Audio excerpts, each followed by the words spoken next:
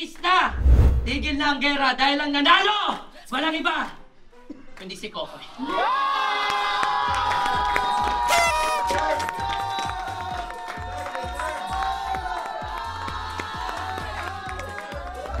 Yes, ano ba simulan to?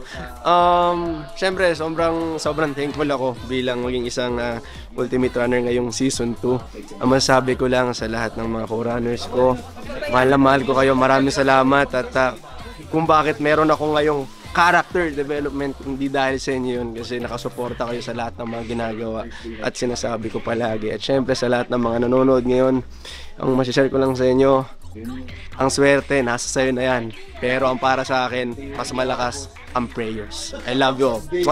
Peace. We are one. Running.